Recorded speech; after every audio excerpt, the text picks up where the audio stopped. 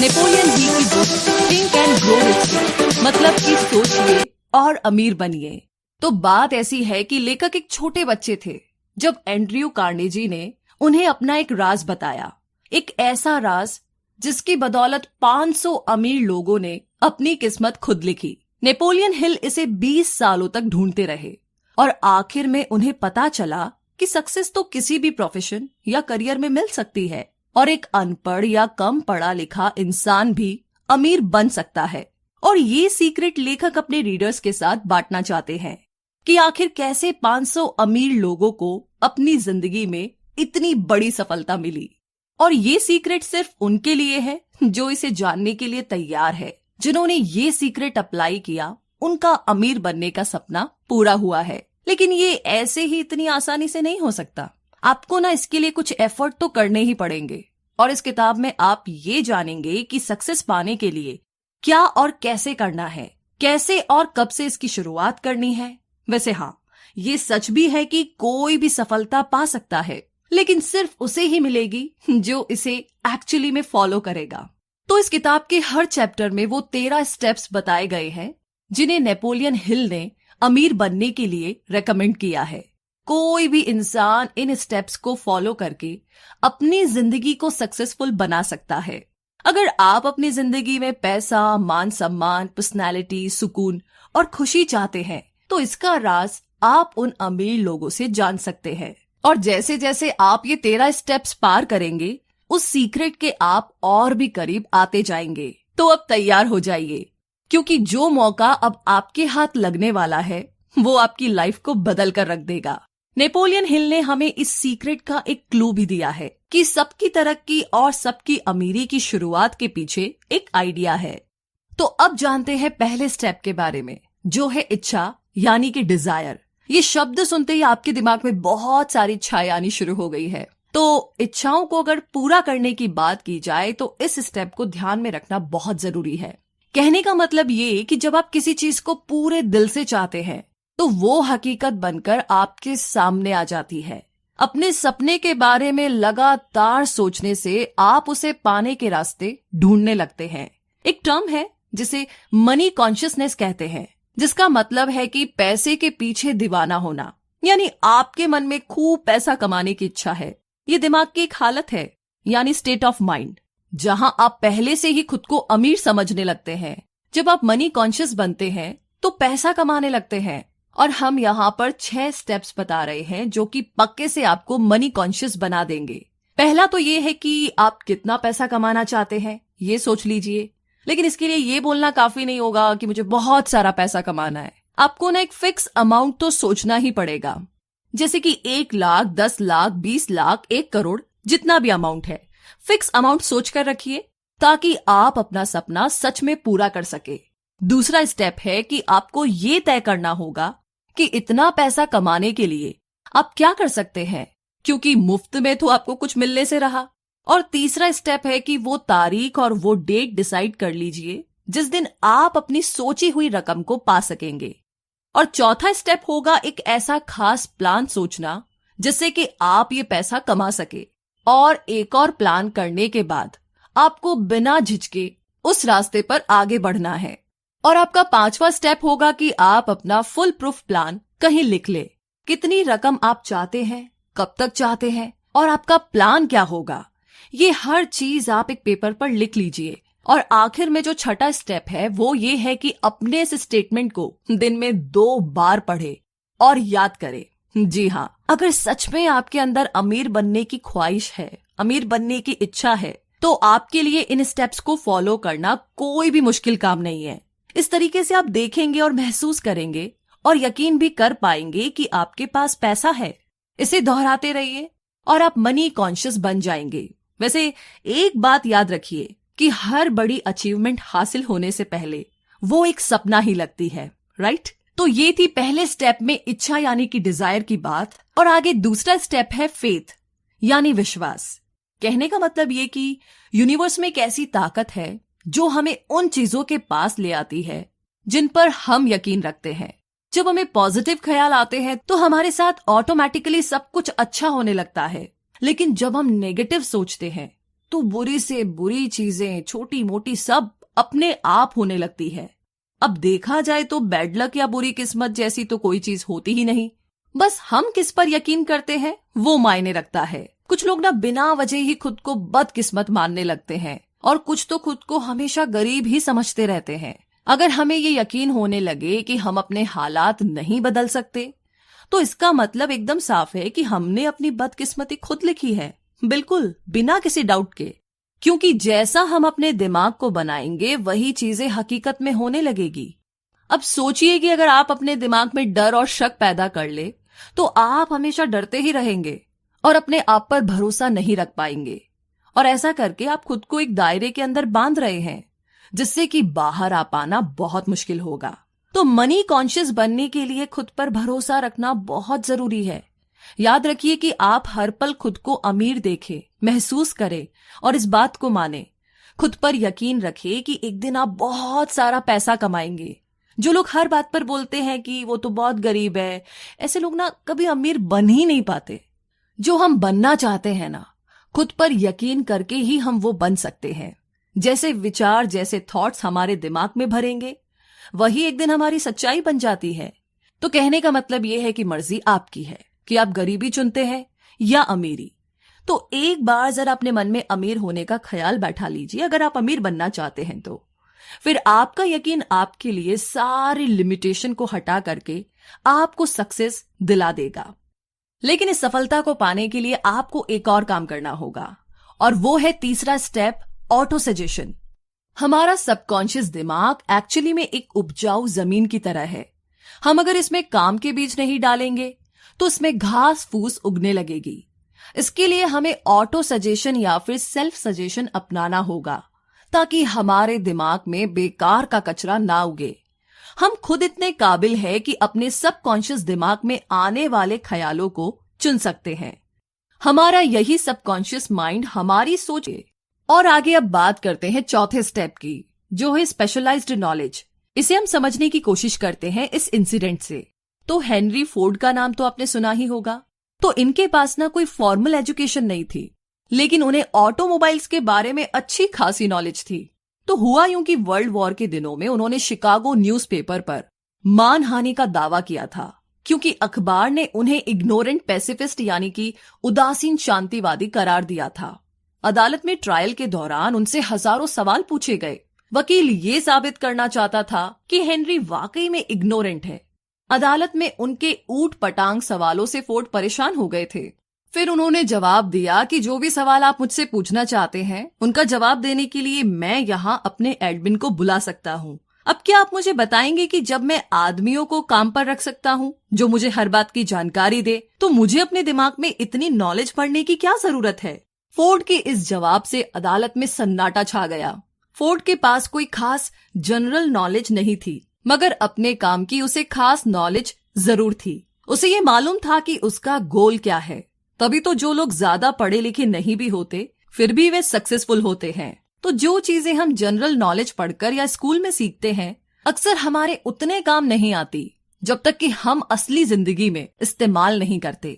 और देखा जाए तो ये सिर्फ किताबी पढ़ाई है, प्रैक्टिकल नहीं। अगर आपका किसी खास चीज में इंटरेस्ट है तो आप उसमें कोई शॉर्ट कोर्स कर सकते हैं या उसकी ट्रेनिंग ले सकते हैं। इस तरह से आप उस चीज के बारे में पूरी नॉलेज अच्छी तरह से हासिल कर सकते हैं, जो कि आगे चलकर आपके बिजनेस में काम आ सकती है। और वैसे भी सीखना केवल स्कूल तक ही नहीं होता। आप जिंदगी में किसी भी उम्र में कुछ भी सीख सकते हैं, चाहे आप फैमिली वाले हो या फुल टाइम जॉब कर रहे हो। अपने हुनर को सीखने के लिए वक्त तो निकाल ही सकते हैं। तो एक स्पेशलाइज्ड नॉलेज होनी बहुत अच्छी बात है, क्योंकि आपको पता चलता है कि फ्यूचर में आपको क्या सीखना है और क्या काम करना है।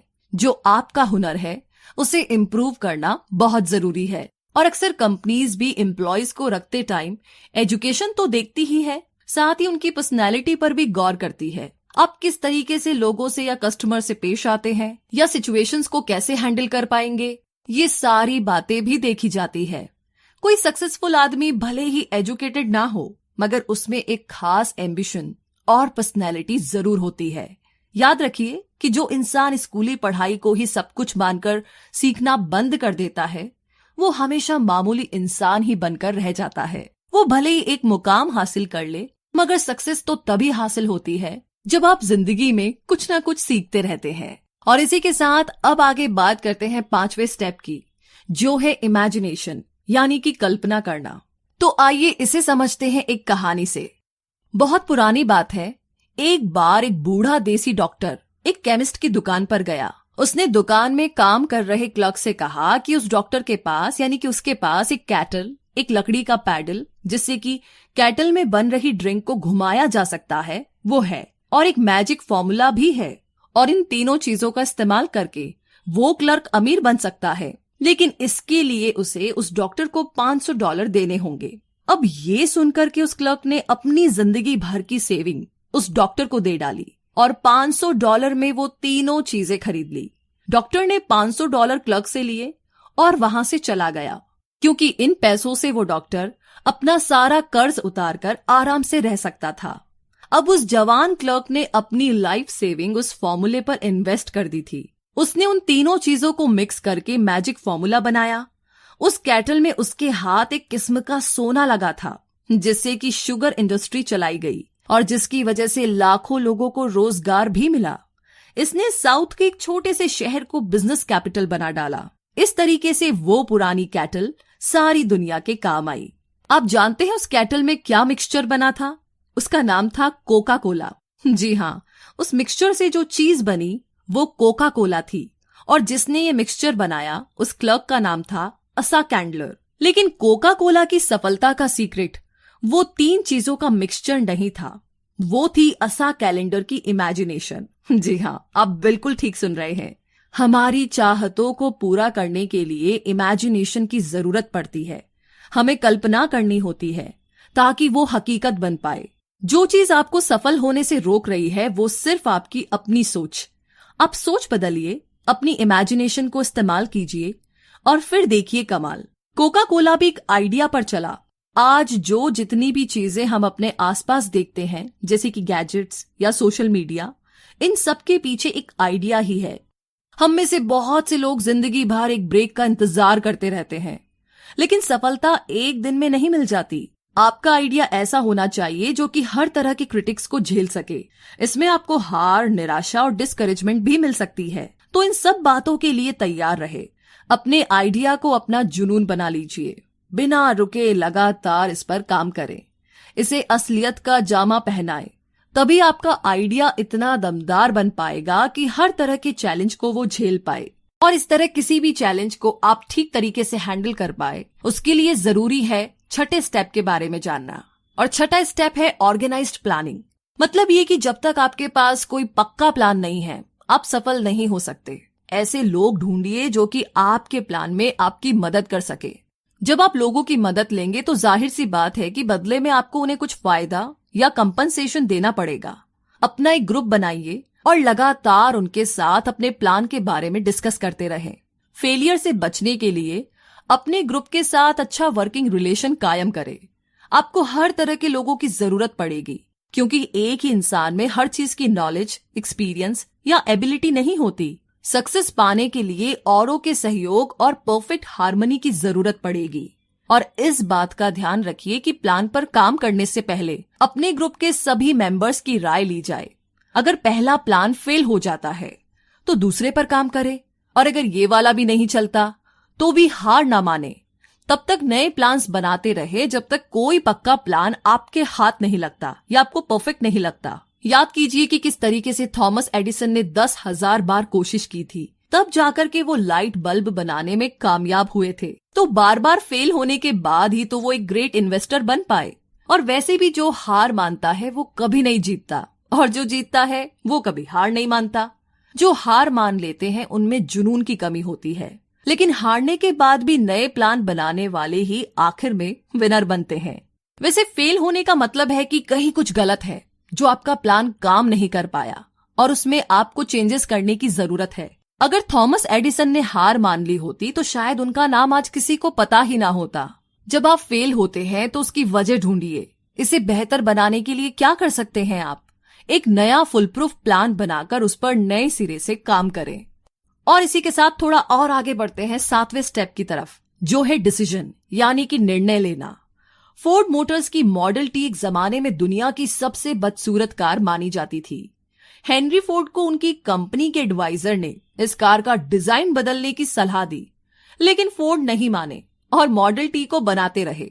हालांकि बाद में उन्होंने उसके डिजाइन में थोड़ा बहुत बदलाव जरूर किया, लेकिन उससे भी पहले मॉडल टी ने उन्हें खूब कमाई करके दी। हेनरी फोर्ड अपने तुरंत फैसलों और मजबूत इरादों के लिए जाने जाते थे, और हर सफल इंसान के अंदर ये क्वालिटी होती है। कभी हाँ कभी ना करने वाले हमेशा गरीब और फेलियर ही रहते हैं।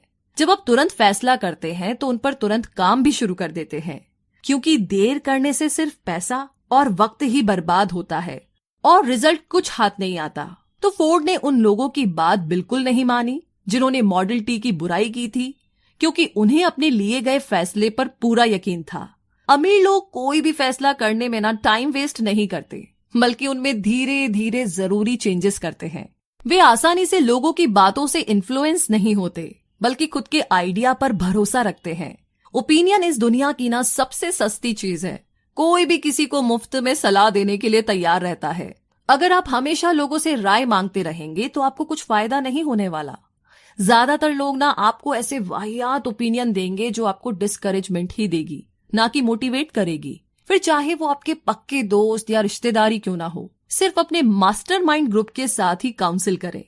सिर्फ आपका ग्रुप ही आपके साथ पूरी तरह सिंपैथी और हार्मनी रखता है, क्योंकि आपका पर्पस एक ही है और अपने ग्रुप के मेंबर्स भी आप सोच समझकर चुने। हम आगे के चैप्टर में मास्टरमाइंड की पावर के बारे में आपको जरूर बताएंगे। हाँ, लेकिन आपके पास खुद का एक दिमाग है तो आप इसे इस्तेमाल करें। सक्सेसफुल बनने की जो आग आपके अंदर है उसकी पुकार सुने। अच्छे फैसले लेने का मतलब है कि आपको क्या चाहिए ये बात आप जानते हैं। और वैसे भी दुनिया का दस्तूर है कि यहाँ उसी इंसान की कद्र होती है जिसकी बातों में दम हो और जिसका काम बोले। और सक्सेसफुल लोगों को पता होता है कि उन्हें क्या चाहिए और वे तो इसी के साथ अब आगे बात करते हैं 8वें स्टेप के बारे में, जो है परसिस्टेंस, यानी कि बेशक धीरे धीरे मगर लगातार बढ़ते रहे। जी हाँ, आखिर कहीं से तो चलना शुरू करना ही होगा, तभी तो सफलता एक दिन हाथ लगेगी। लगातार अपनी मंजिल की तरफ चलने से पहले अपनी मंजिल चुन लीजिए। अब क्या हासिल करना चाहते हैं और क्यों, ये जानना बहुत जरूरी है। तभी आपको मोटिवेशन मिलेगी। खुद पर यकीन रखें कि आप इतने काबिल हैं। आपके अंदर वो स्किल और नॉलेज है जो आपको सक्सेस दिला सकती है। अपने लिए एक सही प्लान तैयार करें। जो इस प्लान में आपकी मदद कर रहे हैं उन साथियों के साथ अच्छा रिलेशन मेंटेन करें। अपनी विल पावर को परख लें, फिर अपने प्लान पर फोकस करें। और सबसे पहले ना जरूरी है कि अपने मन का डर भगा दे। जो डरता है वो कुछ नहीं कर पाता। और वैसे भी कितने सारे लोग हैं जो एक बड़े ब्रेक के इंतजार में बैठे हैं। कोई मनपसंद जॉब या बिजनेस अपॉर्चुनिटी उनके लिए एक बड़ा ब्रेक हो सकता है, लेकिन ऐसे लोग डिसअपॉइंटेड रहते हैं। ब्रेक पाने के लिए उतने ही एफर्ट्स भी तो करने पड़ते हैं, ये अचानक से तो मिल नहीं जाते। लेकिन हम अपना बिग ब्रेक पा सकते हैं जब हम इसके लिए एक प्लानिंग करते हैं और उसके रास्ते पर लगातार आगे बढ़ते रहते हैं। अब कुछ लोग ऐसे भी होंगे जिन्होंने अपनी स्ट्रॉन्ग डिजायर और खास प्लान से ये मौका पाया होगा, लेकिन सफल नहीं हो पाए। पूछिए ऐसा क्यों? क्योंकि उन्होंने आसानी से गिव अप कर लिया। एक बार फेल होते ही उन्होंने हार मान ली और प्लान ही छोड़ दिया। मगर ये हार तो टेम्पररी थी। इस बात को तो वो भूल गए कि हार का एक ही जवाब है और वो है आगे बढ़ते रहना। कई बार तो ना ऐसा लगता है कि कोई छुपा हुआ गाइड हमें परखने के लिए हमारे रास्ते में ना बहुत सारी रुकावटें डाल देता है। हमारी हार हमारी विल पावर को परखने का बस एक तरीका है। जब आप बिना रुके लगातार आगे बढ़ने की आदत बना लेते हैं तो हार कभी भी आपके रास्ते की रुकावट नहीं बनेगी। फिर जो कुछ भी आपने सोचा है उसे पूरा करके ही रहेंगे। तो बस यूं ही आगे बढ़ते रहिए। और आगे हम भी आगे बढ़ते हैं 9वें स्टेप की तरफ, जो है पावर ऑफ मास्टरमाइंड। एक कहावत है कि नॉलेज इज पावर, मगर सिर्फ इसके दम पर अकेले आप अमीर नहीं बन सकते। आपकी नॉलेज तभी पावर बनती है जब इसे अपने गोल को पाने के लिए इस्तेमाल किया जाए। मास्टरमाइंड ऐसे लोगों का ग्रुप होता है जो आपकी नॉलेज को बढ़ा सकते हैं ताकि वो आपकी पावर बन सके। इन लोगों की इच्छा और मकसद वही होता है जो आपका है। इस बात को हम इलेक्ट्रिक बैटरी से समझते हैं। एक सिंगल बैटरी थोड़ी सी ही एनर्जी देगी, लेकिन जब एक से ज्यादा बैटरी हमारे पास हो तो हमें लंबे समय तक उनकी एनर्जी मिलती रहेगी। ऐसे ही जब आपके पास मास्टरमाइंड ग्रुप होता है तो आपकी ताकत कई गुना बढ़ जाती है और इनकी मदद से आप अपनी कमजोरियों को भी दूर कर सकते हैं। अपनी कॉरपोरेशन बनाने से पहले हेनरी फोर्ड भी एक गरीब, अनपढ़ और इग्नोरेंट इंसान थे, लेकिन उन्होंने अपना बिजनेस ऐसे 50 भरोसेमंद लोगों के साथ मिलकर चलाया जो उनके मास्टरमाइंड थे। उन्होंने थॉमस एडिसन के साथ भी दोस्ती रखी थी। फोर्ड ने अपने इन भरोसेमंद और महान दोस्तों के साथ बहुत ही मिलनसार और सहयोगी रिश्ता बनाए रखा। अपने इसी काबिल मास्टरमाइंड ग्रुप की वजह से हेनरी फोर्ड अपनी गरीबी मिटाकर इतने बड़े सफल बिजनेसमैन बन पाए। सिर्फ 10 साल लगे उन्हें पढ़ने लिखने में और इंटेलिजेंट बनने में, और 25 साल के बाद वो अपने देश के सबसे अमीर आदमी बन चुके थे। एक मास्टरमाइंड ग्रुप से जुड़ने के बहुत से इकोनॉमिक फायदे तो है ही, बल्कि मानसिक रूप से भी फायदेमंद है। जब भी दो दिमागी ताकतें आपस में मिलती है तो एक नई अनदेखी ताकत पैदा होती है जो उन दोनों दिमाग के साथ मिलकर 3 दिमागों जितनी ताकतें पैदा करती है। तो जाहिर है कि एक ग्रुप में जब इतने दिमाग होंगे तो वो एक अकेले दिमाग की ताकत को भी बढ़ा देंगे। कुल मिलाकर के कहे तो 2 दिमाग एक अकेले से ज्यादा बेहतर सोच सकते हैं। अगर ग्रुप के लोगों के बीच अच्छा वर्किंग रिलेशनशिप है तो वे मिलकर के किसी भी इंडिविजुअल से ज्यादा अचीव कर सकते हैं। वे मिलकर के कमाल कर सकते हैं, क्योंकि एक अकेले इंसान की तुलना में उनकी ताकत। तो मास्टरमाइंड के बारे में तो आपने जान लिया। अब आगे बात करते हैं 10वें स्टेप के बारे में, जो है the mystery of sex transmutation. Transmutation उसे कहते हैं जब एनर्जी एक फॉर्म से दूसरे फॉर्म में बदलती है। सेक्स इंसान की सबसे ताकतवर मोटिवेशन होती है।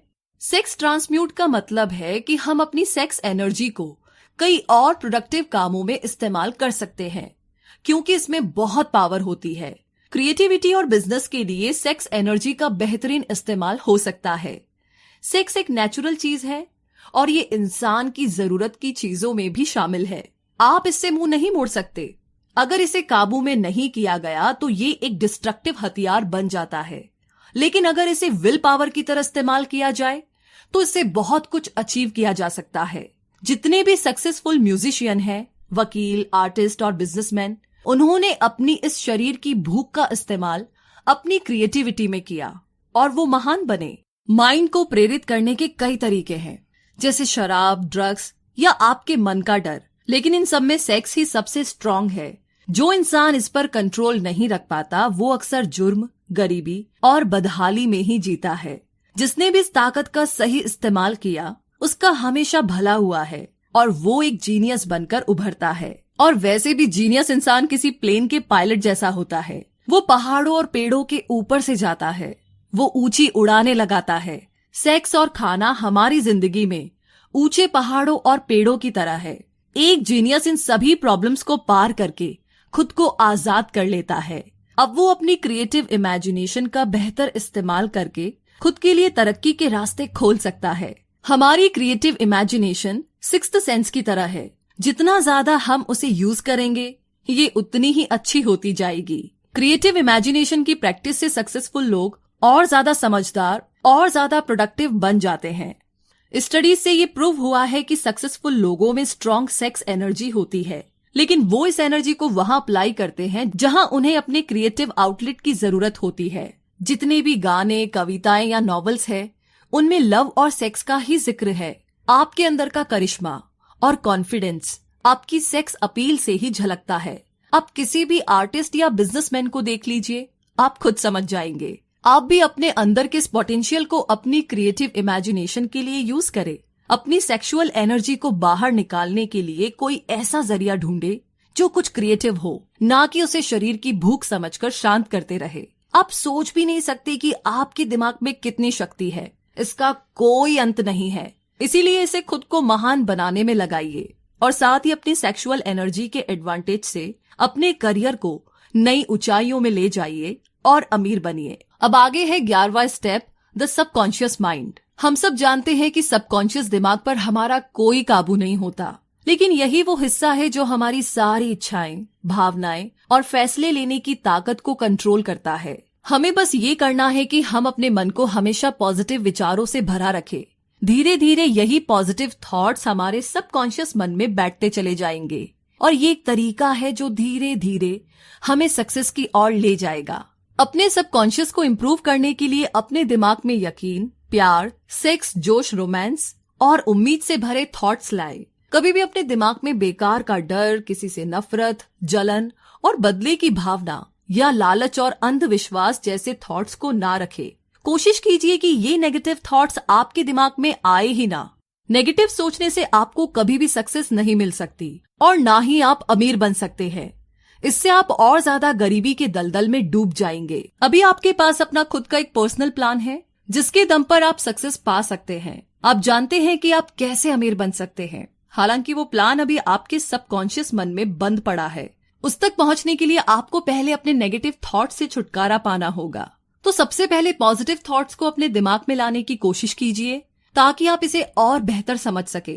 हर दिन छोटी छोटी बातों से शुरुआत करें। अपनी चाहतों को, प्यार, सेक्स, उम्मीद, रोमांस, जोश और खुशियों को अपनी आदत बना ले और लालच, डर, गुस्सा, जलन और बदले। अब जानते हैं 12वें स्टेप के बारे में, द ब्रेन। जी हाँ, इंसानी दिमाग दुनिया की सबसे पावरफुल मशीन है। इसे सेंडिंग और रिसीविंग डिवाइस दोनों के रूप में इस्तेमाल किया जा सकता है। हमारे विचारों की ताकत का हमारी सफलता में एक बड़ा हाथ होता है। जो भी 13 स्टेप्स यहाँ पर बताए गए हैं उनके बारे में सोच करके आप अपने सफर की शुरुआत कर सकते हैं। आपकी इच्छा से लेकर के आपकी इमेजिनेशन तक और आपकी परसिस्टेंस तक हर चीज की प्लानिंग आप अपने दिमाग में करके रख सकते हैं। क्या आप जानते हैं कि हमारे दिमाग के सेरेब्रल कॉर्टेक्स में 10 से लेकर 14 बिलियन नर्व सेल्स पाई जाती है। इससे भी मजेदार बात तो ये है कि ये सारी सेल्स एक खास तरीके से ऑर्डर के हिसाब से अरेंज है। नर्व सेल्स के अरेंजमेंट का ये तरीका हम इंसानों को फिजिकली और मेंटली काम करने के लायक बनाता है। हमारे इमोशनल और मेंटल स्टेट के लिए भी हमारा ब्रेन ही जिम्मेदार होता है। ये बिल्कुल सच है कि हम वाकई में सोचने की ताकत से ही अमीर बन सकते हैं। अपने दिमाग में पॉजिटिव थॉट्स को भरकर हम अपने लिए अच्छे मौके खुद ही ढूंढ सकते हैं। अपने जुनून को हम असलियत में उतार कर अपने सपने पूरे कर सकते हैं। हमारे अंदर वो पावर है कि हम तुरंत फैसले भी ले सकते हैं और हारने पर फिर से कोशिश कर सकते हैं। और हम अपनी सेक्सुअल एनर्जी का इस्तेमाल अपनी क्रिएटिविटी को निखारने के लिए भी कर सकते हैं। और ये सब हमारे इस छोटे से दिमाग के अंदर ही हो सकता है। अगर आप रोज खुद को प्रेरित करने की प्रैक्टिस करें तो अपनी नॉलेज और अपने पोटेंशियल को बढ़ा सकते हैं। और सफल होने के लिए आपको यही तो चाहिए। अपने दिमाग के साथ साथ बाकियों के दिमाग की ताकत का इस्तेमाल करके भी आप बहुत कुछ हासिल कर सकते हैं। मेंटल टेलीपैथी मुमकिन चीज है।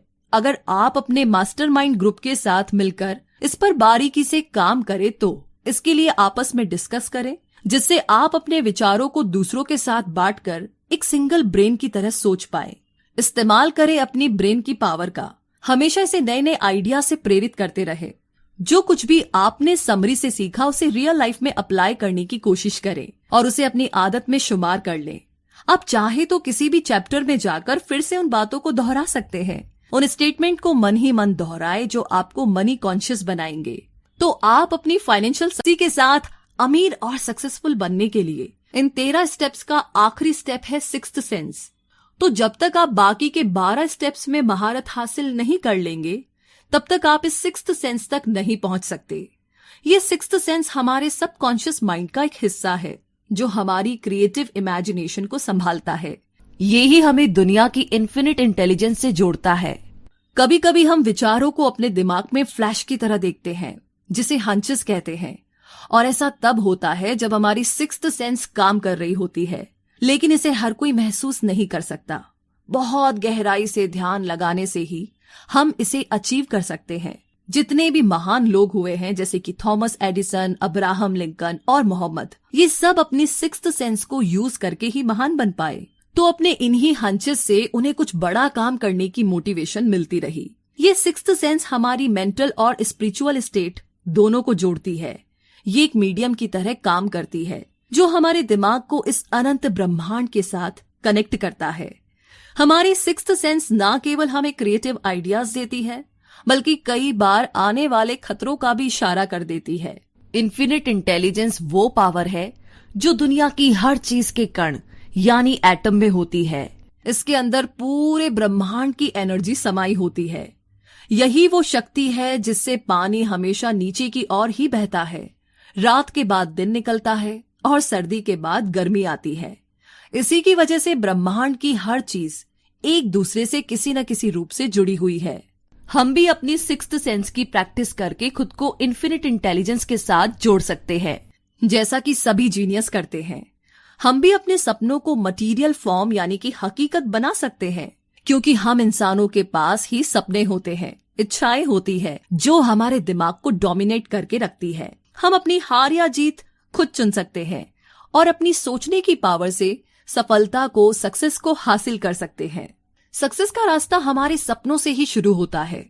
जैसे जैसे आप इन 13 स्टेप्स पर आगे बढ़ते जाएंगे, आपको विजडम मिलता जाएगा। अपने सक्सेस के लिए बहुत जरूरी है कि खुद को और दूसरों को जाने। और आखिर में एक सक्सेसफुल आदमी ही इस लॉ ऑफ नेचर और खुशियों के तरीके को समझ सकता है। हम फिर कहते हैं कि आप जब चाहे तब इन 13 स्टेप्स पर जाकर इन्हें दोहरा सकते हैं, ताकि माइंड को प्रेरित करने के हाई लेवल को आप पा सके। अब आपके पास 13 स्टेप्स टू रीचेस है, जिसके लास्ट चैप्टर में आप सीखेंगे कि डर को अपने मन से कैसे दूर किया जाए, क्योंकि जब तक आप इसे दूर नहीं करेंगे, ये आपको एक लिमिट में बांध कर रखेगा और बिना इस डर को जीते आप अमीरी की राह पर पांव नहीं बढ़ा सकते। तो आइए जानते हैं डर के 6 भूतों को अपने मन से कैसे भगाए। कुछ ऐसे छुपे हुए दुश्मन होते हैं जो हमें दौलतमंद नहीं बनने देते, और वो दुश्मन है असमंजस, शक, चिंता और नेगेटिव ख्याल। इसमें से एक भी ख्याल आपके मन में है तो बाकी खुद ही आ जाते हैं, बिल्कुल बिन बुलाए मेहमान की तरह। तो जब तक आप इनसे लड़कर इन्हें दूर नहीं करेंगे, ये आपको तंग करते रहेंगे। कभी हाँ कभी ना, और खुद पर यकीन ना होने से हमारे अंदर एक अजीब सा डर पैदा होता है। हम यहाँ आपको ऐसे ही 6 बेसिक डरों के नाम बता रहे हैं। वो है गरीबी का डर, आलोचना का डर, खराब सेहत का डर, प्यार खोने का डर, बुढ़ापे का डर और आखिरी मौत का डर। तो इनमें से डर हमारी काबिलियत को कम कर देता है, उसे एक लिमिट में बांधने लगता है, मगर असलियत में ये सभी डर सिर्फ हमारे दिमाग की उपज है और कुछ नहीं। इसका सीधा मतलब है कि इस डर पर काबू पाया जा सकता है। जी हाँ, ये अच्छी खबर है, इस पर काबू पाया जा सकता है। एक ऐसी चीज जिस पर पूरी तरह से हमारा कंट्रोल होता है, और वो है हमारे थॉट्स, हमारे विचार। जैसे ही कोई ख्याल हमारे दिमाग में आता है, वो उसी वक्त फिजिकल हो सकता है। यही इसकी सबसे बड़ी पावर है। जो ख्याल आपके दिमाग में घूम रहे होते हैं, वही आपकी सोशल, प्रोफेशनल और फाइनेंशियल डेस्टिनी बन जाती है। जब आप लगातार बीमारी के बारे में सोचते हैं तो सच में बीमार पड़ने लगते हैं। ये मानी हुई बात है। इसीलिए तो कहते हैं कि हमें अपनी विल पावर स्ट्रांग करनी चाहिए। कुछ लोग बाकियों के मुकाबले ज्यादा किस्मत वाले और सुपीरियर लगते हैं। ऐसा उनकी थिंकिंग की वजह से होता है। वे खुद को लकी और बेहतर समझते हैं, तो बाकी भी उन्हें ऐसे ही देखते हैं। जैसा हम सोचते हैं वही हम बनते हैं। जब कोई आपकी आलोचना करे तो उसे दिल पे ना ले। अपनी विल पावर को क्रिटिक्स से कमजोर ना होने दे। उन रिश्तेदारों की बिल्कुल भी ना सुने जो आपसे कहते हैं कि आप ना ये कर ही नहीं सकते। क्रिटिक्स की बातों पर ध्यान देने से आपकी इमेजिनेशन तो बर्बाद ही होगी। ये आपकी कॉन्फिडेंस को भी कम कर देगा और इंडिविजुअल तौर पर आपकी काबिलियत उभर नहीं पाएगी। इसीलिए अपने कानों को बंद कर लीजिए ताकि आप उनकी बातें सुन ही ना सके। अपने दिमाग के सब दरवाजे उन लोगों के लिए बंद कर लीजिए जो आपको हर तरह से डिप्रेस या डिस्करेज करते हैं। खुद को हर चिंता से दूर रखें। ये कभी ना सोचे कि लोग क्या सोचेंगे। बुढ़ापे और मौत की हकीकत स्वीकार करें, क्योंकि ये एक दिन सबको आएगी।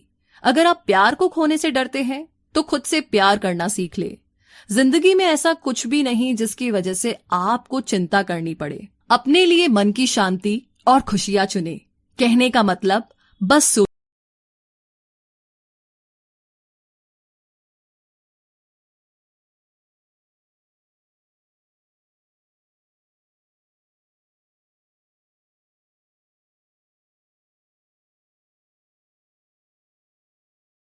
तो गीगल को सुनते रहिए। जय हिंद।